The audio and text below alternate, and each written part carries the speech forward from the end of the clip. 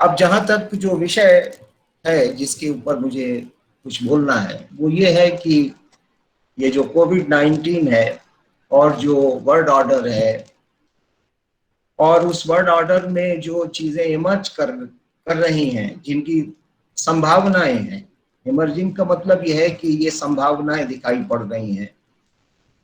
हम लोग उसके विषय में केवल स्पेक्युलेट कर सकते हैं कि शायद चीजें अब इस तरह से होंगी या इस दिशा में जाएंगी। तो इस विषय के ऊपर मुझे आपके समक्ष अपने विचार प्रस्तुत करने हैं। पहली चीज तो यह है कि कोविड-19 एक बहुत बड़ी महामारी है और एक विश्वव्यापी, एक ग्लोबल पेंडेमिक है जो कि मानव जाति के इतिहास में संभवतः पहली बार घटित हो रहा है। ऐसा नहीं कि मानव इतिहास में महामारियां नहीं आई। प्राचीन काल से महामारियों की चपेट में लोग आते रहे हैं, देश आते रहे हैं। और अगर हम इतिहास पर दृष्टि डालें तो एक दौर था जबकि भारत और इसी तरह से यूरोप के कई देशों में प्लेग एक बहुत बड़ी महामारी के रूप में व्याप्त था। और इसी तरह से स्मॉल पॉक्स की जो महामारी थी, जिसको यूरोप के लोग अमेरिका लेके गए थे जब वो वहां पर सेटल होने गए, तो अमेरिका में जब वो गए तो उनके साथ स्मॉल पॉक्स का वायरस भी गया और उसने अमेरिका में 16वीं शताब्दी में भयंकर तबाही, 16वीं 17वीं शताब्दी में भयंकर तबाही मचाई थी। इसी तरह से हमने कॉलरा की बीमारी को भी देखा। तो ये सब महामारियां विश्व के इतिहास में समय समय पर आती रही हैं और अभी 20वीं शताब्दी के प्रारंभ में जिसको स्पेनिश फ्लू कहते हैं उसका काफी प्रकोप रहा। तो इसलिए ये कोई अज्ञात पक्ष नहीं है मानव इतिहास का। महामारियां मानव इतिहास का एक भिन्न पक्ष रही। लेकिन कोविड-19 की एक विशिष्टता ये है कि ये पहली बार है कि एक महामारी से लगभग संपूर्ण विश्व ग्रस्त है, आतंकित है, परेशान है। क्योंकि आप लोग जानते हैं कि विश्व के लगभग 2 से 12 देशों में ये महामारी इस समय फैली हुई है, उसका तांडव चल रहा है। कहीं पर उस पर नियंत्रण प्राप्त किया गया है थोड़ा बहुत, कहीं पर अभी भी अनियंत्रित है। हमारा देश भी अभी उसकी चपेट में है। तो इसलिए कोविड-19 एक, जिसको कहते हैं कि एक एपॉक मेकिंग क्राइसिस है, एक ऐसा संकट है जो कि शायद विश्व के इतिहास में इस प्रकार का संकट, एक महामारी का संकट इतना बड़ा विश्व के इतिहास में पहले कभी भी नहीं आया। इसके विश्वव्यापी होने का कारण भी है क्योंकि वैश्वीकरण में जो संचार और यातायात के साधनों में तेजी से वृद्धि हुई वैश्वीकरण के दौर में, और संसार बहुत निकट आया, संसार एकीकृत हुआ, एक ग्लोबल वर्ल्ड, एक ग्लोबल विलेज हमने जो बनाया। तो उसमें यह है कि जो कुछ भी घटित होता है वो फिर लोकल नहीं रहता, वो ग्लोबल ही हो जाता है। चाहे वो अच्छा घटित हो, चाहे वो बुरा घटित हो, वो विश्व के सभी भागों में बहुत तेजी से पहुंचता है। तो इसलिए भी ये जो कोरोना क्राइसिस है उसको भी चीन से पैदा हुआ और उसके बाद संपूर्ण विश्व में व्याप्त हुआ। एक अर्थ में अगर टेक्निकली देखिए तो कोरोना का जो प्रश्न है वो वायरोलॉजिस्ट और एपिडेमियोलॉजिस्ट का प्रश्न है कि ये वायरस, इसका नेचर क्या है, इसको कैसे कंट्रोल में किया जाए, इसका कैसे उपचार किया जाए। तो एज ए मेडिकल प्रॉब्लम तो ये उनका कंसर्न है। बारे में अभी भी बहुत सारे प्रयोग चल रहे हैं, बहुत सारे परीक्षण चल रहे हैं और किसी निष्कर्ष पर जो वायरोलॉजिस्ट हैं या जो एपिडेमियोलॉजिस्ट हैं या जो और मेडिकल एक्सपर्ट्स हैं वो किसी निष्कर्ष पर नहीं आए। इसकी कोई अभी प्रामाणिक वैक्सीन या कोई औषधि अभी आई नहीं। लेकिन वो पक्ष, वो तो ठीक है, प्रयास चल रहा है, कल को वो उसके हो सकता है अपने प्रयास में सफल भी हो, लेकिन वो पक्ष महत्वपूर्ण नहीं है। बावजूद इसके कि मानव जीवन अत्यंत मूल्यवान है और उसकी रक्षा के लिए सभी जो चिकित्सा क्षेत्र के लोग हैं वे प्रयासरत हैं, लेकिन जब हम यहाँ पर विचार करने बैठे हैं तो इसको एक मेडिकल इश्यू या एक मेडिकल प्रॉब्लम के लिए की दृष्टि से विचार करने नहीं बैठे, बल्कि हम इस दृष्टि से विचार करने बैठे हैं कि जो कि शायद विश्व के इतिहास में पहली बार हुआ, एक महामारी ने विश्व की सारी व्यवस्था के लिए चुनौती पैदा कर दी। हमारा जो इकोनॉमिक सिस्टम है, हमारा जो पॉलिटिकल सिस्टम है, हमारा जो सोशल सिस्टम है, जो कॉमर्स है सिस्टम है, एजुकेशनल सिस्टम है, टूरिस्ट इंडस्ट्री है, आर्ट और कल्चर है, यानी कि जीवन के जितने भी क्षेत्र होते हैं उन सभी क्षेत्रों पर पूरे विश्व में इसके ऊपर बहुत गहरा प्रभाव इसका पड़ा हुआ या दुष्प्रभाव पड़ा है। इसलिए ये महामारी विचारणीय बन जाती है हम लोगों के लिए जो कि चिकित्सा विज्ञान से सीधे तौर से जुड़े हुए नहीं। ये एक पक्ष ये है, और इसलिए आजकल कहते हैं कि जैसे कि हम एक महायुद्ध लड़ रहे हैं, लेकिन एक महायुद्ध ऐसे शत्रु के खिलाफ लड़ रहे हैं जो कि शत्रु दृष्टिगोचर नहीं है। ए वार अगेंस्ट इनविजिबल एनिमी, जो एनिमी है वो इनविजिबल है, और इसलिए युद्ध और भयानक हो जाता है और अनिश्चित सा हो जाता है, क्योंकि विजिबल एनिमी से तो आप निपट सकते हैं, जो दृश्य शत्रु है उससे तो आप आसानी से निपट सकते हैं, लेकिन जो शत्रु अदृश्य है और जो अनेक दिशाओं से प्रहार कर रहा है तो उससे निपटना आसान काम नहीं। और इसलिए हम देख रहे हैं कि विश्व लगभग 6 महीने से इस विभीषिका से पीड़ित है और अभी भी कोई रास्ता दिखाई नहीं पड़ता कि आगे कब तक हम ये महायुद्ध इस बीमारी के विरुद्ध चलाते रहेंगे। और इस कारण इसका प्रभाव विश्व व्यवस्था, जो कि जब हम विश्व व्यवस्था शब्द का प्रयोग करते हैं तो वर्ल्ड ऑर्डर का मतलब यह है कि वो वर्ल्ड ऑर्डर जो कि दूसरे महायुद्ध के बाद इस्टेब्लिश हुआ और जिसमें 1990 के बाद, यानी जिसको वैश्वीकरण का दौर कहते हैं, तब से उसमें कुछ महत्वपूर्ण परिवर्तन और किए गए। तो जिस वर्ल्ड ऑर्डर में हम रह रहे हैं वो सेकेंड वर्ल्ड वॉर की देन है। उसका जो आइडियोलॉजिकल स्ट्रक्चर है, उसका जो इंस्टीट्यूशनल स्ट्रक्चर है, जैसे कि हम जानते हैं कि इस वर्ल्ड ऑर्डर का जो वैचारिक पक्ष है वो पूंजीवाद या नव पूंजीवाद है, जिसको कभी साम्यवाद से चुनौती मिली लेकिन वो साम्यवाद असफल रहा, और इसलिए अब वर्तमान स्थिति में ये जो पूंजीवाद या जो नव पूंजीवाद है ये संपूर्ण विश्व पर एक विचारधारा के रूप से शासन कर रहा है। कुछ और दृष्टिकोण भी हैं, लेकिन एक ग्लोबल आइडियोलॉजी के तौर से, एक वैश्विक विचारधारा के तौर से आज नव पूंजीवाद का साम्राज्य विश्व में कायम है।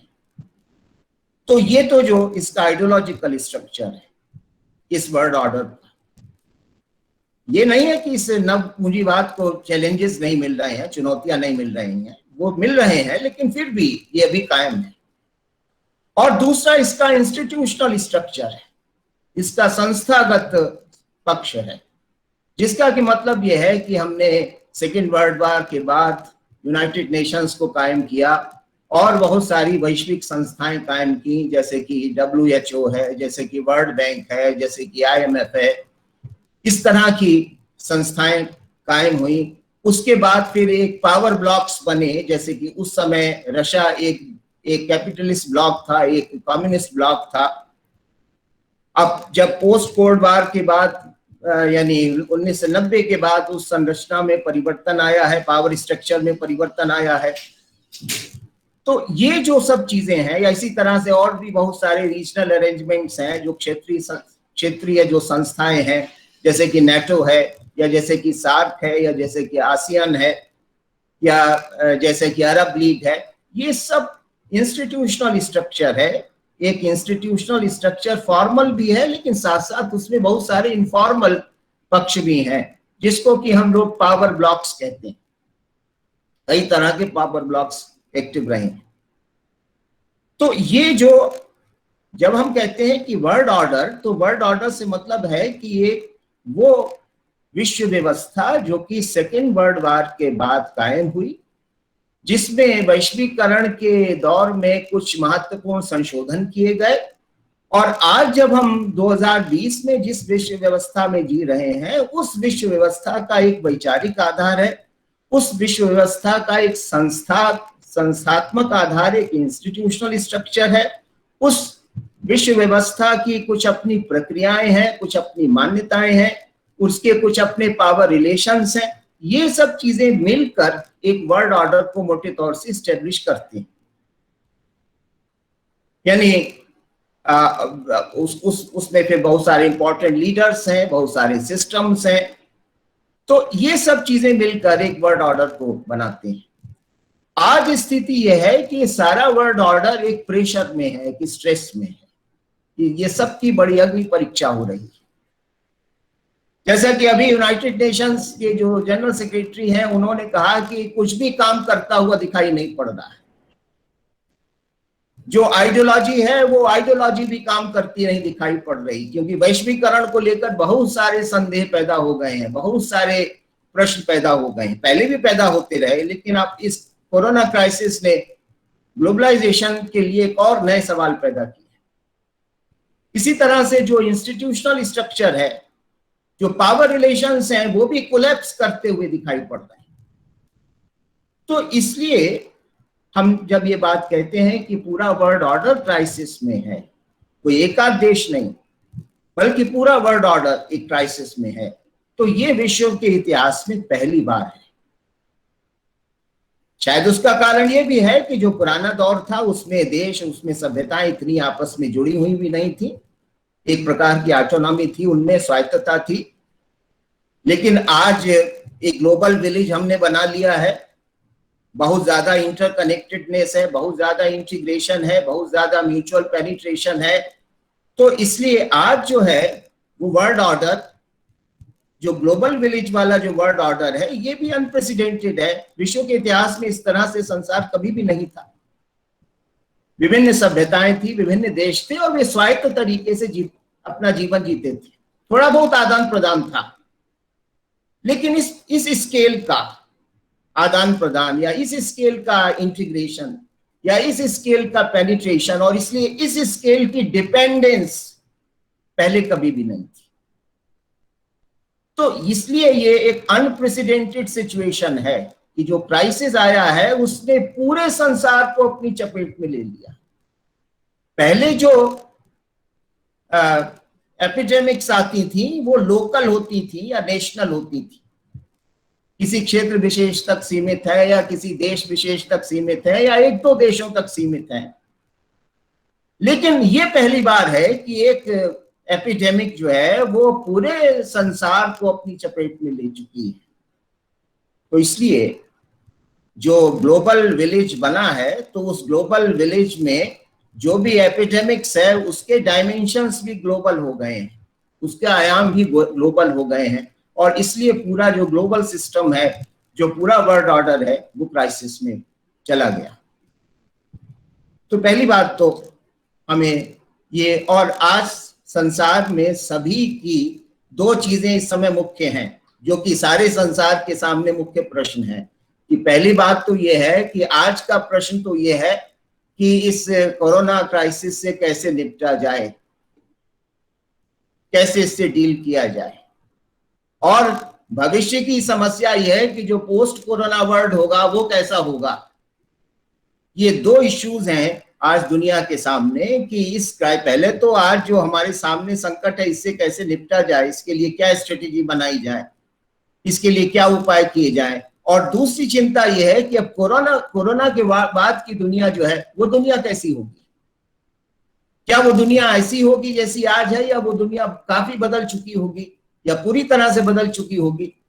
और एक बहुत बड़े विद्वान जो अंतरराष्ट्रीय राजनीति के हुए, हेनरी किसिंजर, जो कि एक जमाने में अमेरिका के विदेश मंत्री भी थे, तो उन्होंने अभी हाल में कहा है कि अब दुनिया को पोस्ट कोरोना वर्ल्ड ऑर्डर में जाने की तैयारी कर लेनी चाहिए।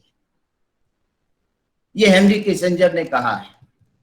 मतलब ये है कि जैसे कि हम लोग कहते हैं कि पोस्ट वर्ल्ड वार वर्ल्ड और प्री वर्ल्ड वार वर्ल्ड, उसी तरह से अब पोस्ट कोरोना जो वर्ल्ड होगा वो कैसा होगा, उसको कैसे बनाएं, उसकी क्या इश्यूज होंगी, संसार को अब इधर ध्यान देना पड़ेगा। इसका मतलब यह है कि जो एग्जिस्टिंग वर्ल्ड ऑर्डर है वो अपने इस रूप में चलने वाला तो नहीं है, उसमें कुछ बड़े मौलिक परिवर्तन होने वाले हैं, ऐसी संभावना है, ऐसा स्पेकुलेशन है। और ये केवल किसिंजर ने नहीं कहा, आप लोगों ने पढ़ा होगा, इधर फ्रांस के जो राष्ट्रपति हैं मैक्रोन, उन्होंने एक बड़ा महत्वपूर्ण वक्तव्य दिया है इस संकट को लेकर। उसकी कुछ पंक्तियां मैं आपके सामने रखूंगा। वो कहते हैं कि this period will have taught us a lot, ये संकट हमको बहुत कुछ सिखा देगा। This period will have taught us a lot, many certainties and convictions will be swept away. बहुत सारी जो सर्टेनिटीज हैं जिनको कि हम मान के बैठे हैं कि नहीं नहीं यही चीज ठीक है, ऐसे ही होना चाहिए, या यही रास्ता सही है, या बहुत सारे जो हमारे विश्वास हैं वो सब बह गए हैं, टूट गए हैं, कोलैप्स कर गए। Many certainties and convictions will be swept away. Many things that we thought were impossible are happening. जो चीजें कभी हम असंभव मानते थे वे आज हो रही हैं। Many things that we thought were impossible are happening.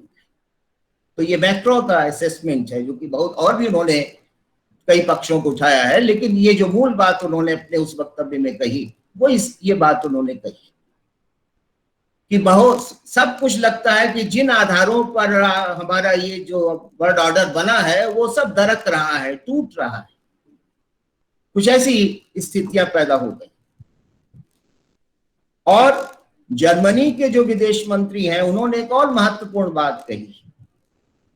उन्होंने कहा है कि हम लोग तो, यानी जो हम लोग हैं वो तो इस वैश्वीकरण की मानसिकता में पले बड़े हैं, ग्लोबलाइजेशन के दौर में पले बड़े हैं, ग्लोबल विलेज के कॉन्सेप्ट में रचे बसे हैं। लेकिन अब जो आने वाली पीढ़ी है वो अब ग्लोबल विलेज की धारणा के ऊपर ज्यादा भरोसा नहीं करने वाली।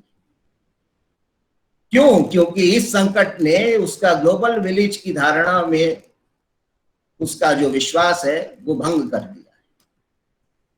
Next generation be less naive about globalisation, ये जो सिग्मार गाब्रियल हैं जो कि जर्मनी के विदेश मंत्री हैं, उन्होंने कहा कि जो आने वाली पीढ़ी है वो अब इस ग्लोबलाइजेशन को इतने सहज तरीके से लेने वाली नहीं, क्योंकि उसने देख लिया है कि ग्लोबलाइजेशन का एक पक्ष ये भी है कि कैसे जो ग्लोबलाइजेशन है वो इतनी बड़ी एक रिस्क सोसाइटी को क्रिएट करता है, जहां दुनिया के एक क्षेत्र में कोई बात हुई और उसके परिणाम सारे संसार को भुगतने पड़ रहे हैं।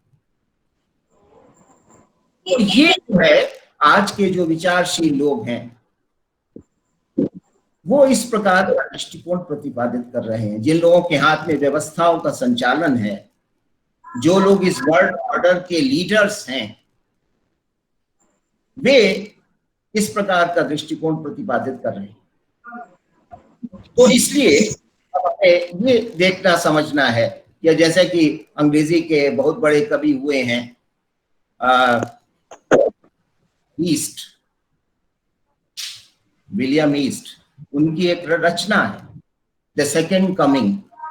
तो सेकेंड कमिंग में उन्होंने एक बड़ी महत्वपूर्ण जो कुछ लाइनें हैं वो आज की स्थिति, हालांकि ये बात तो उन्होंने लिखी थी जब फर्स्ट वर्ल्ड वार के बाद तमाम अव्यवस्था व्याप्त थी और वो जो पुराना वर्ल्ड ऑर्डर था वो टूट रहा था, तब उन्होंने ये बात कही, लेकिन वो बात फिर याद करने की योग्य है, क्योंकि कुछ पंक्तियों में वो पूरे सत्य को हमारे सामने प्रस्तुत कर देते हैं। Things fall apart, the centre cannot hold, चीजें बिखर रही हैं और किसी में इतनी शक्ति नहीं कि इसको रोक सके। द सेंटर कैनॉट, कोई शक्ति, कोई महाशक्ति इसको बिखरने से रोक नहीं पा रही। हमने देखा कि अमेरिका जो जैसी महाशक्ति की उसकी क्या दुर्दशा है, ये हमने देखी। Things fall apart, the centre cannot hold, mayor anarchy is लूज्ड upon the world, सारे संसार में एक प्रकार की अराजकता व्याप्त है, आपाधापी व्याप्त है। किसी को सूझ नहीं रहा कि क्या करें, किधर जाएं। तो ये जो विलियम ईस्ट ने उस समय कहा, फर्स्ट वर्ल्ड वॉर के समय, वो स्थिति आज इस कोरोना क्राइसिस के समय जो कि एक महायुद्ध से कम नहीं है, बल्कि शायद ज्यादा फैटल किस्म का महायुद्ध है, क्योंकि ये महायुद्ध हम एक इनविजिबल एनिमी के खिलाफ लड़ रहे हैं। तो ये स्थिति आज विश्व की है। सारा संसार बदहवास है, शॉक्ड है, स्टन्ड है, पजल्ड है, उसको समझ में नहीं आ रहा कि क्या करे क्या ना करे।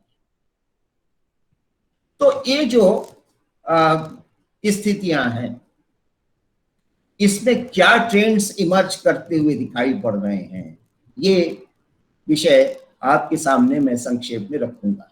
हालांकि इसमें बहुत सारे पक्ष हैं, लेकिन कुछ पक्षों को मैं आपके सामने रखूंगा कि दुनिया में क्या कुछ नया घटित होता दिखाई पड़ रहा है। जो घटित होता दिखाई पड़ रहा है वो क्रिस्टलाइज होगा, वही अंततः मतलब स्थापित होगा, ये तो नहीं कह सकते, क्योंकि अभी प्रोसेस चल रहा है। क्राइसिस में हम हैं और वो क्राइसिस इन प्रोसेस है, अभी चीजें खत्म नहीं हुई हैं। पता नहीं कोरोना क्राइसिस कब तक चलेगा, इसलिए अभी प्रोसेस में है। इसलिए हम कोई फाइनल वर्ड नहीं कह सकते हैं, कोई निश्चित निष्कर्ष तो नहीं निकाल सकते, केवल स्पेक्युलेट कर सकते हैं। आज के ट्रेंड्स को देखकर जो प्रवृत्तियां दिखाई पड़ रही हैं, नई प्रवृत्तियां जो इमर्ज कर रही हैं, उनके आधार पर कुछ हम संकेत दे सकते हैं। क्योंकि जब तक कोई, जैसा कि हीगल ने लिखा, the owl of Minerva takes to flight when darkness descends, जब कोई दौर बीत जाता है पूरी तरह, तभी उसका ठीक से मूल्यांकन होता है, तभी उसके विषय में सही निष्कर्ष आप निकालते हैं। लेकिन जब कोई दौर प्रोसेस में है, प्रक्रिया में है, चल रहा है, तो जो आप निष्कर्ष निकाल रहे हैं वे निर्णायक होंगे, ऐसा नहीं दावा करना चाहिए। लेकिन हाँ, कुछ दिशा संकेत मिल रहे हैं कि शायद अब दुनिया इस दिशा में जा रही है। तो वो दिशा संकेत क्या है, वो इंडिकेशंस क्या है, वो ट्रेंड्स क्या है, इसमें से कुछ बातों को मैं आपके सामने रखूंगा। पहली बात तो ये है कि इस संकट ने हमारा वैश्वीकरण से मोह भंग कर दिया है। पहला तो निष्कर्ष हम ये निकाल सकते हैं कि जिस वैश्वीकरण को पिछले 30-40 वर्ष में हमने एक पेनिशिया माना, यानी एक जादुई औषधि माना हर चीज की, जो संसार का इंटीग्रेशन हुआ और जो एक खुलापन आया और जो संचार और यातायात के क्षेत्र में असाधारण क्रांति के कारण एक बड़े पैमाने पर सारा विश्व एकीकृत हुआ, और जिस एकीकरण को हम लोग बहुत सेलिब्रेट करते थे, बहुत अच्छी उपलब्धि मानते थे और सोचते थे कि दुनिया नजदीक आ गई है और इसलिए अब हमारे लिए प्रगति करना, विकास करना, एक दूसरे से सीखना, एक दूसरे से आदान प्रदान करना बहुत आसान हो गया है, और जिसको हम केवल पॉजिटिवली ही देख रहे थे, उस वैश्वीकरण में खतरे क्या हैं, जोखिम क्या हैं, उसकी कीमत क्या है, ये अब समझ में पहली बार आया। तो वैचारिक दृष्टि से यानी जिस पूंजीवाद पर, क्योंकि वैश्वीकरण क्या है, पूंजीवाद का ही दूसरा नाम है, तो जिस पूंजीवाद पर हमारी इतनी दृढ़ आस्था हो चुकी थी पिछले 30-40 वर्षों में, और हम ये मानते थे कि जो वैश्वीकरण है वो प्रॉस्पेरिटी की है, कुंजी है, वो एडवांसमेंट की कुंजी है, तो इस क्राइसिस ने हमको काफी झटका दिया है, काफी धक्का दिया है, क्योंकि हमने ये देखा कि ये वैश्वीकरण में डिस्ट्रक्टिव पोटेंशियल भी कितना है, ये हमारे सामने आ रहा है।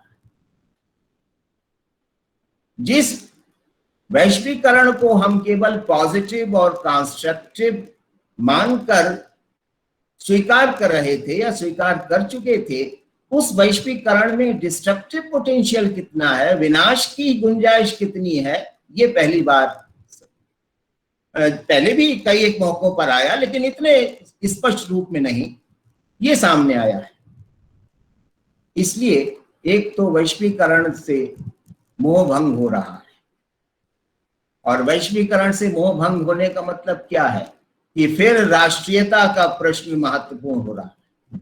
नेशनलिज्म, फिर अपने देश पर वापस जाइए, अपने देश को मजबूत करिए, आत्मनिर्भर बनिए, स्वावलंबी बनिए। ज्यादा बाहर से पर निर्भरता ठीक नहीं है।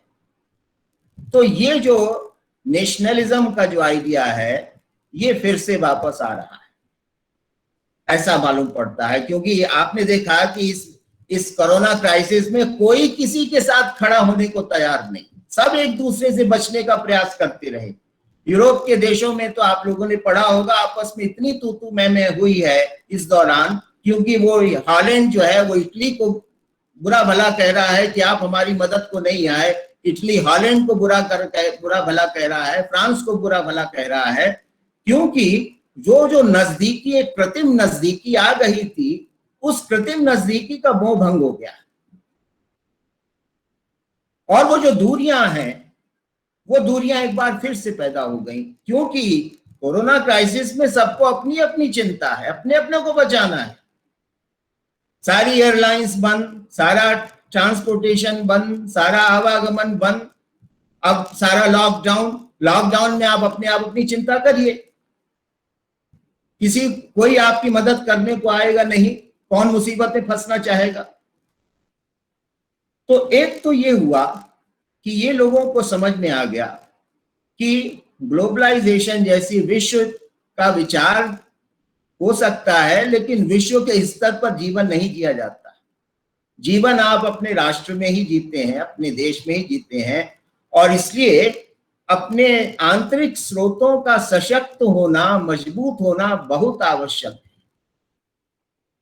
वैश्वीकरण के नाम पर, आदान प्रदान के नाम पर जो हमने अपनी स्वायत्तता खो दी, जो अपना स्वावलंबन खो दिया, जो अपने शक्ति के स्रोतों को ओझल कर दिया, उनकी और एक बार फिर से ध्यान गया है। क्यों? क्योंकि अब तो हर देश को अपने रिसोर्सेज से, अपनी सीमाओं के अंदर, अपनी शक्ति से इस क्राइसिस को मैनेज करना है।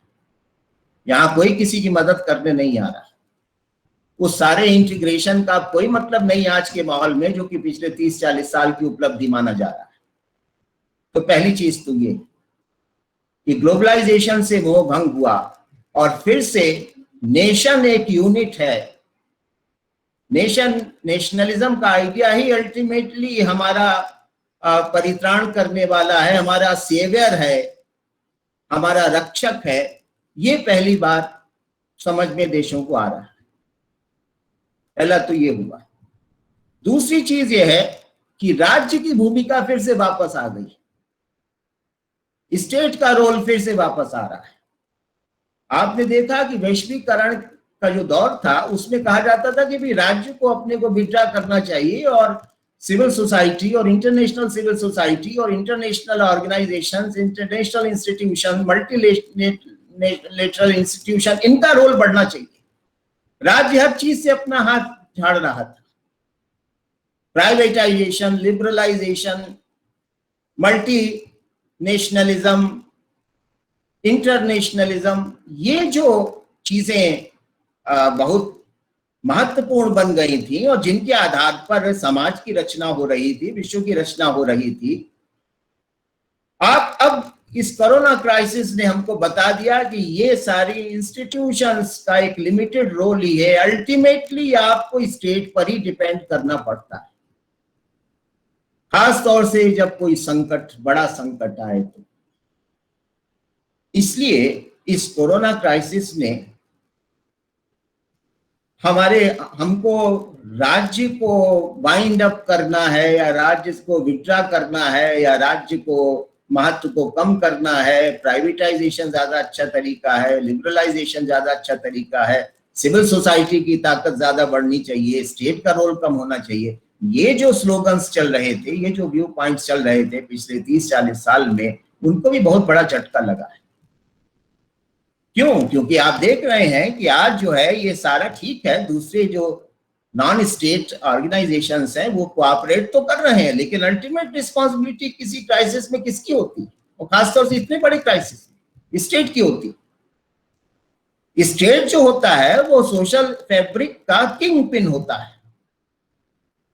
इस चीज को जो हमने नजरअंदाज करने की कोशिश की वैश्वीकरण के नाम पर, तो उसको हम अब समझ रहे हैं कि शायद स्टेट के की रोल को, स्टेट के पिवोटल रोल को नजरअंदाज करना बहुत बड़ी गलती हुई। और आपने देखा कि इस कोरोना क्राइसिस के दौरान हर जगह स्टेट एक्टिव क्या, ओवर एक्टिव रहा। फिर से स्टेट वापस आ रहा, रिटर्न ऑफ द स्टेट जिसको हम लोग कहते हैं कि राज्य की महत्ता, राज्य की आवश्यकता, कि राज्य हमारे जीवन का कितनी महत्वपूर्ण संस्था है और उसके महत्व को डिमिनिश करना या उसके महत्व को इग्नोर करना सुसाइडल है, ये बात अब समझ में आ रही है। तो इसलिए स्टेट जो है उसका रिटर्न, ये एक दूसरा ट्रेंड दिखाई पड़ रहा है। अब बड़े बड़े स्ट्रॉन्ग स्टेट को कैसे स्ट्रॉन्ग बनाया जाए, स्टेट के पास इतनी शक्तियां हो कि इस तरह की चीजों को वो मैनेज कर सके, तो एक दूसरी प्रवृत्ति ये दिखाई पड़ रही है। इससे भी ग्लोबलाइजेशन कमजोर पड़ेगा, क्योंकि ग्लोबलाइजेशन का एक जो की प्रिंसिपल रहा है वो है कि स्टेट के रोल को कम से कम किया जाए, है ना। स्टेट के रोल को वाटर डाउन किया जाए। स्टेट इंपॉर्टेंट नहीं है, वो केवल एक आर्बिट्रेटर का रोल अदा करे, केवल एक मध्यस्थ की भूमिका में रहे। लेकिन अब आपको पता चल रहा है कि स्टेट तो फाउंडेशन है सोशल लाइफ की, इंडिविजुअल लाइफ। तो एक दूसरा पक्ष ये सामने आ रहा है।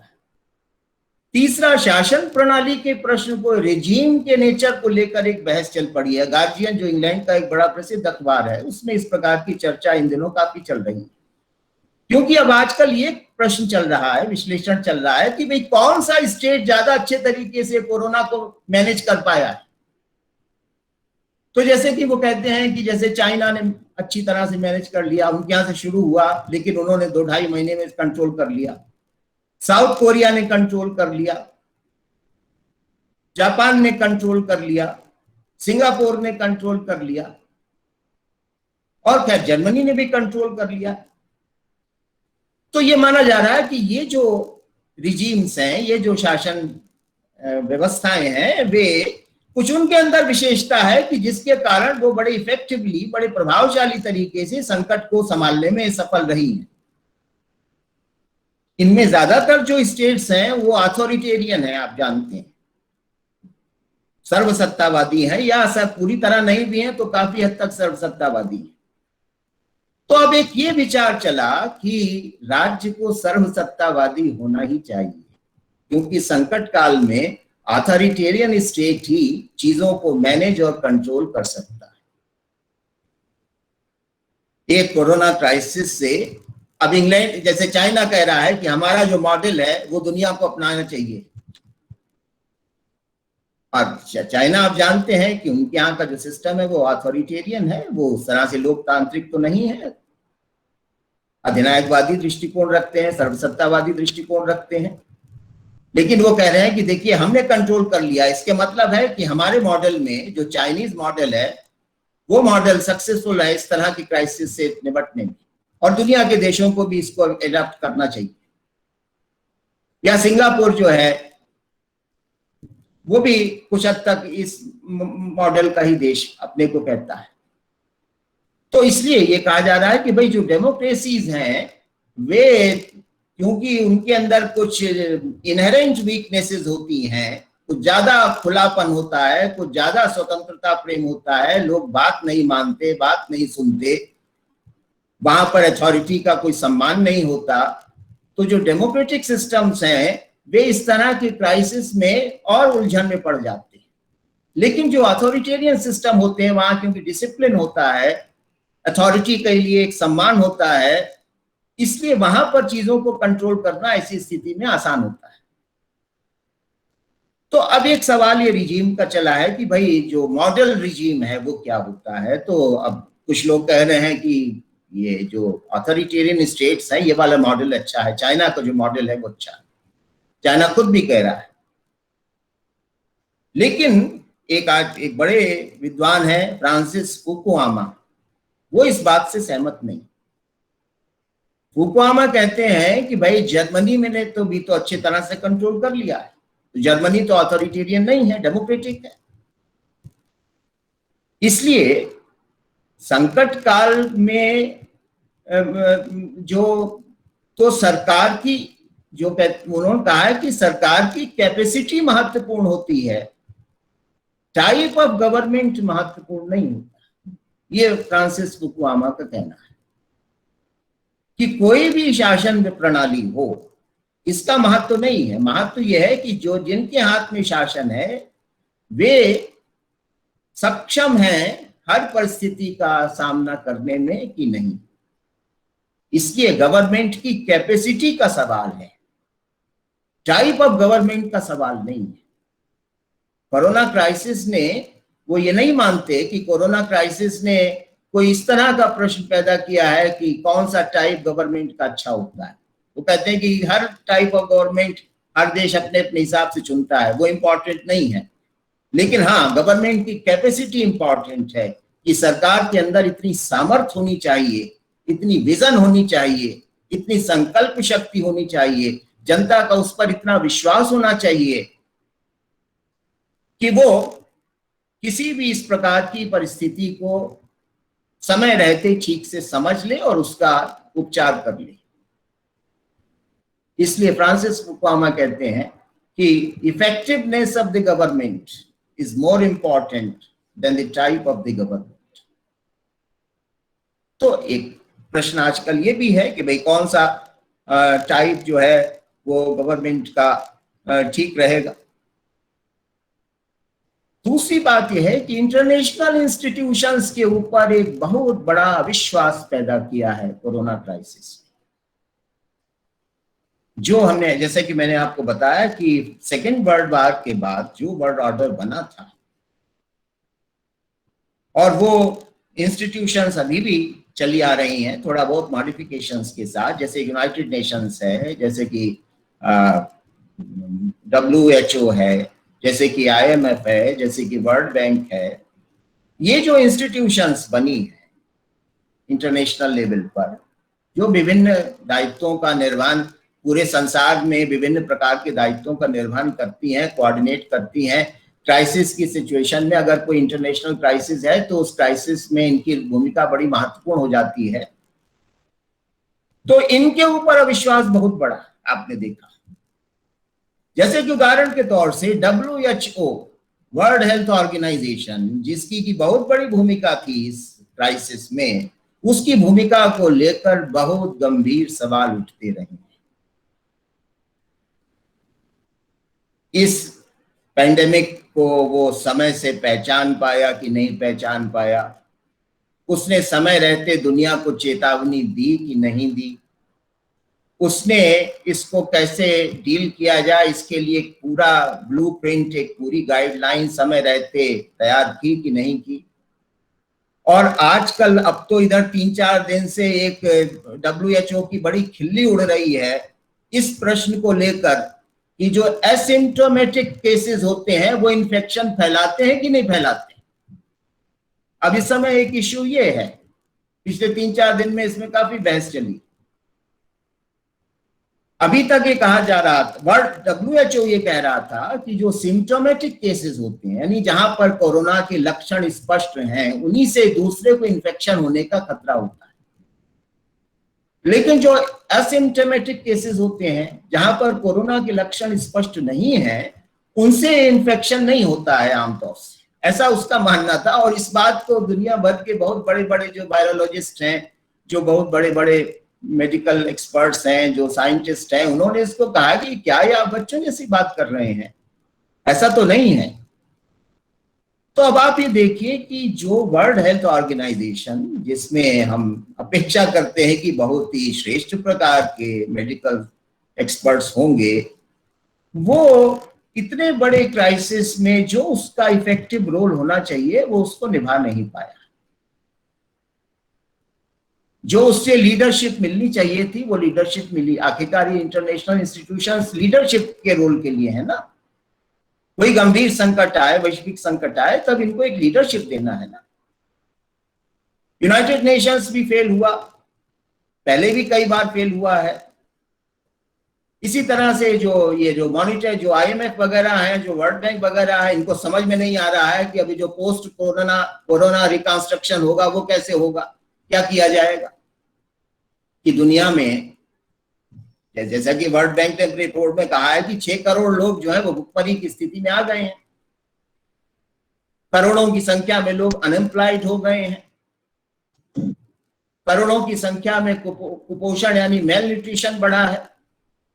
ये सब प्रॉब्लम्स हैं जो कि पोस्ट कोरोना वर्ल्ड को फेस करनी है। तो सवाल ये उठता है कि इन प्रॉब्लम्स के लिए वर्ल्ड बैंक और आईएमएफ जैसी जो इंटरनेशनल इंस्टीट्यूशंस हैं, जिनसे कि हम लीडरशिप की, नेतृत्व की अपेक्षा करते हैं, मार्गदर्शन की अपेक्षा करते हैं, वे इनके पास इसके लिए कोई समाधान नहीं। वो केवल समस्या को नरेट कर देते हैं, प्रश्न का वर्णन कर देते हैं, लेकिन उससे निकलना कैसे है इसके बारे में कोई ब्लूप्रिंट नहीं दे पा रहे हैं अभी तक। तो ये जो एक फेलर है इंटरनेशनल इंस्टीट्यूशंस की इतने गंभीर संकट पर, ये नहीं कि पहली बार हो रहा है, ये संस्थाएं पहले भी, जैसे कि आपने देखा जो मेल्ट डाउन आया 2008-9 में, उसमें भी ये फेल हुए थे। यूनाइटेड नेशंस बना रहा, अपनी रेजोल्यूशन पास करता रहा और दुनिया में बड़े बड़े युद्ध होते रहे, वो भी फेल हुआ कई ओकेजन्स पर। तो ये सब होता रहा, लेकिन कोरोना क्राइसिस में उनकी सबकी कलेक्टिव फेलर, सबकी सामूहिक असफलता हमारे सामने आई। और इसलिए एक रीथिंकिंग है कि क्या इन इंस्टीट्यूशंस को रिस्ट्रक्चर किया जाए, पुनर्गठित किया जाए। जैसे आपने देखा कि अमेरिका तो इतना नाराज हो गया कि उसने डब्ल्यूएचओ को सारी फाइनेंशियल ग्रांट ही बंद कर दी। तो ये इनके रिस्ट्रक्चरिंग का प्रश्न उठ रहा है कि ये जो इंस्टीट्यूशंस हैं, इनको जिस तरह से काम करना चाहिए, जो लीडरशिप देनी चाहिए अपने अपने क्षेत्र में, वो ये नहीं दे पा रही हैं, इसलिए इनकी पुनर्रचना होनी चाहिए। ये भी एक प्रश्न इस समय पैदा हो रहा है कि ये इतनी हेल्पलेस अगर मौका जरूरत पड़ने पर अगर ये इतनी हेल्पलेस होती हैं, असहाय होती हैं, तो फिर इनके होने का औचित्य क्या है। तो इसलिए और एक और बहुत बड़ी बात जो कि हार्वर्ड यूनिवर्सिटी के एक विद्वान है स्टीफन वाल्ट, उन्होंने लिखा है, एक लेख लिखा है जिसमें उन्होंने बड़ा महत्वपूर्ण बात कही है। वो बात कितनी सही प्रमाणित होगी कहना मुश्किल है, लेकिन वो एक ट्रेंड जिसकी ओर उन्होंने पॉइंट आउट किया है। केनेथ वाल्ट ने कहा है कि कोरोना क्राइसिस ने एशियन वैल्यूज की सुपीरियरिटी को एस्टेब्लिश कर दिया है।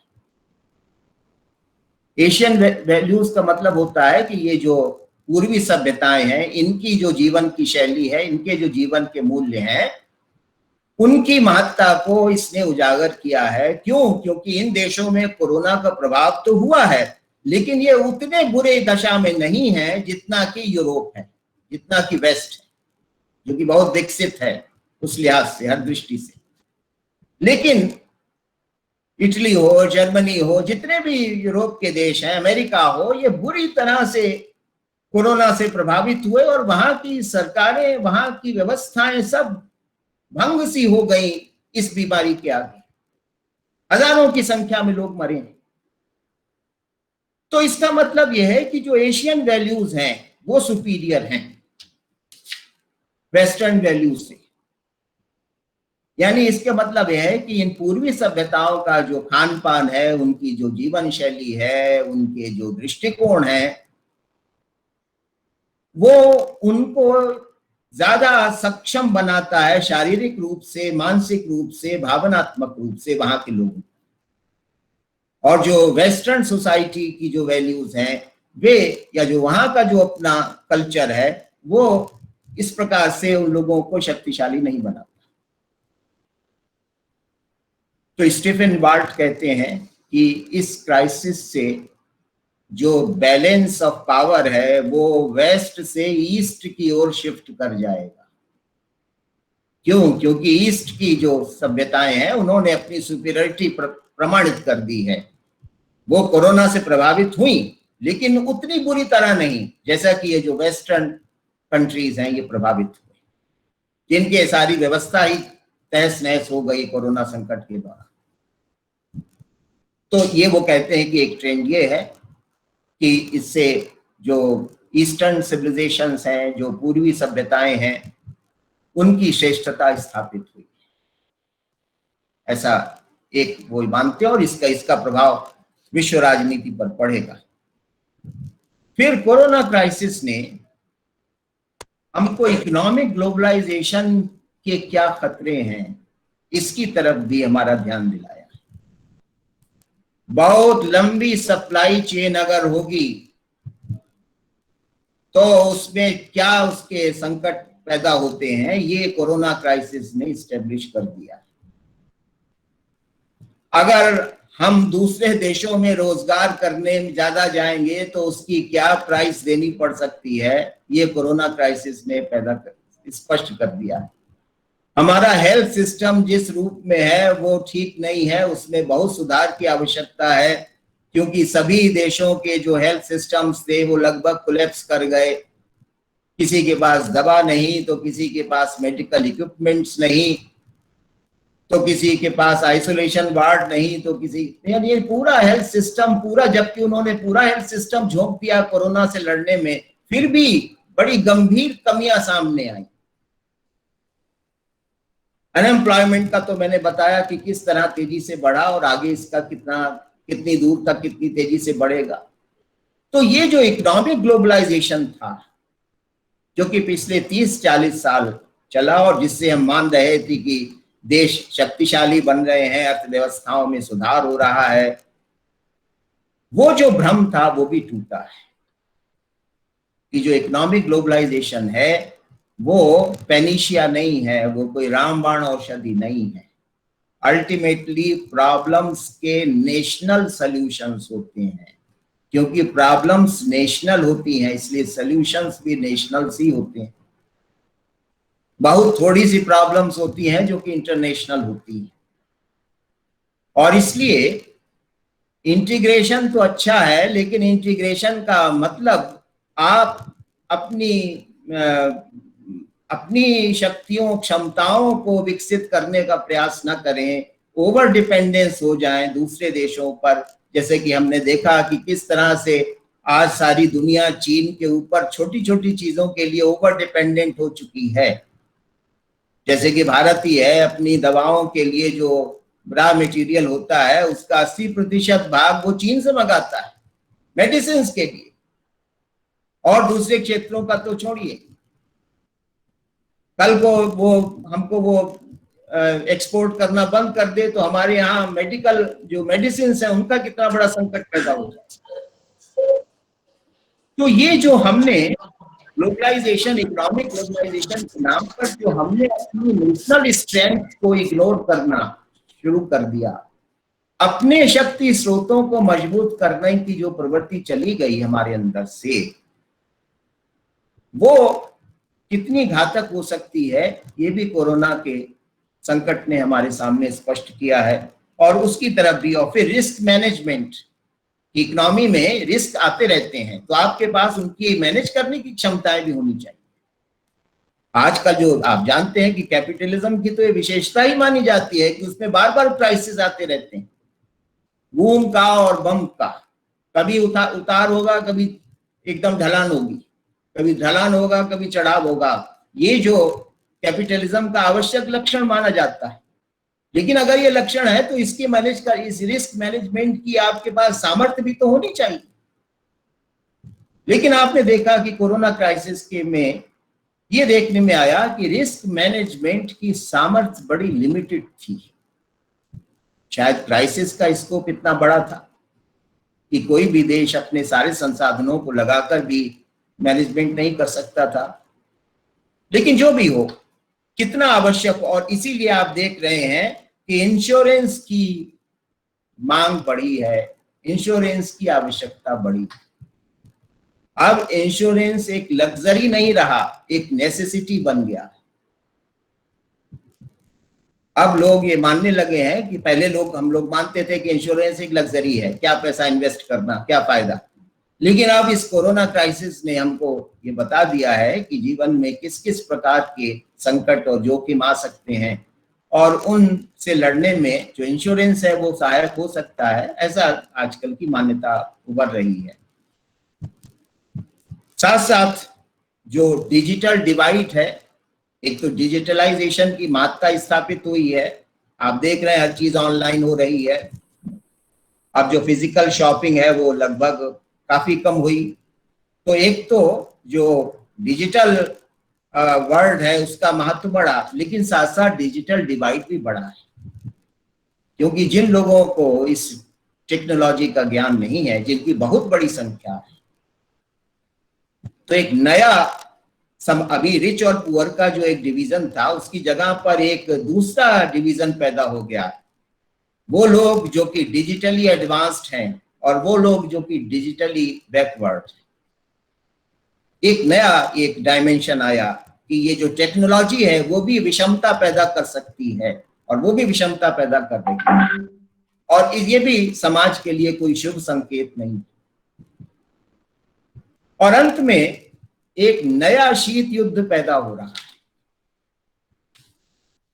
आजकल के संसार में, यानी जिस दुनिया में हम आजकल रह रहे हैं उसमें 3 पावर ब्लॉक्स माने जाते हैं। पिछले 3-4 साल में, 4-5 साल में आप अगर देखें तो दुनिया 3 पावर ब्लॉक्स में बटी हुई दिखाई पड़ती है। एक पावर ब्लॉक तो अमेरिका है, और अमेरिका आप जानते हैं कि आजकल वो कहते हैं कि अमेरिकन फर्स्ट, अमेरिका फर्स्ट के सिद्धांत पर चल रहा है, इसलिए वो सारी दुनिया की चिंता नहीं करता, केवल अपने को मजबूत करने में लगा हुआ है। तो एक तो आइडियोलॉजी ये है, हालांकि मजबूत करने की जगह इस कोरोना क्राइसिस में दिखाई पड़ा कि अमेरिका कितना कमजोर है, ये भी दिखाई पड़ा। लेकिन एक पावर ब्लॉक अमेरिका है, दूसरा पावर ब्लॉक चीन है, जिसकी इकोनॉमी का साइज, जिसकी मिलिट्री का साइज लगभग उतना ही है जितना कि अमेरिका का है। और तीसरा पावर ब्लॉक यूरोपियन यूनियन है, वो लोग जो कि पुराने लिबरल ऑर्डर जिसको हम लोग कहते हैं, उदारवादी व्यवस्था, उसको बनाए रखने में विश्वास करते हैं। तो ये जो 3 पावर ब्लॉक्स संसार में थे, जिसको कि हम कहते हैं कि मल्टीपोलर वर्ल्ड है संसार, और फिर ये डेवलपिंग कंट्री वगैरह, ये सब भारत वगैरह भी है। तो ये जो मल्टीपोलर वर्ल्ड था, हालांकि उसकी व्याख्या को लेकर भी मतभेद रहे। कोई ज्यादातर लोग कहते हैं कि यूनिपोलर वर्ल्ड है, क्योंकि अमेरिका का जो केंद्र है, संसार का जो केंद्र है वो तो अमेरिका है, बाकी लोग तो सैटेलाइट की तरह उसके आसपास घूमते रहते हैं। तो कुछ लोगों का मानना है कि आज की दुनिया जो है वो मल्टीपोलर है, कुछ का मानना है कि नहीं, आज की दुनिया जो है वो यूनिपोलर नहीं, मल्टीपोलर है। जो भी हो, लेकिन अब जो दुनिया सामने आ रही है, ऐसा लगता है वो बायोपोलर होगी, द्विध्रुवीय होगी, और उसके 2 ध्रुव होंगे, चीन और अमेरिका, और इनके बीच एक नया शीत युद्ध प्रारंभ होने जा रहा है, ऐसा लगता है। इस संकट ने अमेरिका का आत्मविश्वास काफी कम किया है अपने ऊपर। अमेरिका की प्रणाली की जो कमजोरियां हैं वो बहुत अच्छी तरह से उजागर हुई, और इस संकट ने चीन का अपने में आत्मविश्वास बहुत बढ़ाया है। शुरू में जरूर चीन की आलोचना हुई कि हम यहाँ से बीमारी फैली और ये हुआ और बायकॉट करो ऐसा, लेकिन चीन ने पिछले 30-40 साल में अपने को इतना शक्तिशाली बना लिया है कि शायद ये चीजें एक स्लोगन बन के ही रह सकती हैं, ये कभी पॉलिटिकल रियलिटी का हिस्सा नहीं बन सकती। और चीन और अमेरिका में तनाव है जो कि स्पष्ट रूप से दिखाई पड़ रहा है। तो ऐसे संकेत मिल रहे हैं, ऐसी संभावना कि एक और अमेरिका जो कि कमजोर हो चुका है इस कोरोना क्राइसिस में, और दूसरी तरफ चीन जो कि अपने को शक्तिशाली बना रहा है। वो तो ये दावा कर रहा है कि हम तो कोरोना क्राइसिस से उबर आए हैं, बाहर आ गए, बहुत जल्दी आ गए हैं, फिर से हम अपनी चीजों में लग गए हैं। तो ये 2 पावर ब्लॉक्स आगे के वर्षों में सामने आने वाले हैं, इनके तनाव, इनके द्वंद्व सामने आने वाले हैं, और शायद संसार को एक नए प्रकार के शीत युद्ध को, कोल्ड वार को देखना पड़ेगा। तो ये कुछ ट्रेंड्स हैं जो कि इस कोरोना क्राइसिस ने हमारे सामने रखे। लेकिन जैसा कि मैंने कहा कि ये ट्रेंड्स हैं, ये प्रोबेबिलिटीज हैं, ये सर्टेनिटीज नहीं है कि एग्जैक्टली ऐसा ही होगा, क्योंकि जो इंटरनेशनल सिचुएशन होती है वो अनफोल्ड करती रहती है, उसमें बहुत सारे कॉम्प्लिकेशंस होते हैं, कॉम्प्लेक्सिटीज होती हैं, वो किस तरह से शेप करेगी आप कभी भी नहीं कह सकते। लेकिन जो वर्तमान स्थिति में जो ट्रेंड्स दिखाई पड़ते हैं वो इस प्रकार के। लेकिन ये तो सब चीजें हो ही रही हैं, लेकिन इसमें मूल प्रश्न है कि कोरोना क्राइसिस ने आधुनिक सभ्यता के लिए एक बहुत बड़ा चैलेंज पेश किया है। जो मॉडर्न सिविलाइजेशन जिसको हम कहते हैं, उस मॉडर्न सिविलाइजेशन की फाउंडेशंस, उसके सेंट्रल प्रिंसिपल्स कितने कमजोर हैं, इस कोरोना क्राइसिस ने बहुत भली प्रकार से हमारे सामने प्रस्तुत कर दिया। इसलिए मेरा मानना है कि कोरोना क्राइसिस से जो इकोनॉमिक चैलेंज पैदा हुआ है, या जो पॉलिटिकल चैलेंज पैदा हुआ है, या जो एनवायरमेंटल चैलेंज पैदा हुआ है, वो महत्वपूर्ण हो सकते हैं या महत्वपूर्ण है। लेकिन इस कोरोना क्राइसिस से जो सिविलाइजेशनल चैलेंज पैदा हुआ है, सब पूरी आधुनिक सभ्यता के आगे जो प्रश्न चिन्ह लगा, वो शायद सबसे महत्वपूर्ण पक्ष है। क्योंकि जिस सभ्यता में ये संकट पैदा हुआ है, उस सभ्यता की नींव के लिए सवाल पैदा हो गए, उसकी फाउंडेशन के लिए सवाल पैदा हो। ये किस प्रकार की दुनिया हम बना रहे हैं, ये किस प्रकार की जीवन शैली को हम लोग जी रहे हैं, ये किस प्रकार के जीवन के लक्ष्यों को लेकर मनुष्य चल रहा है।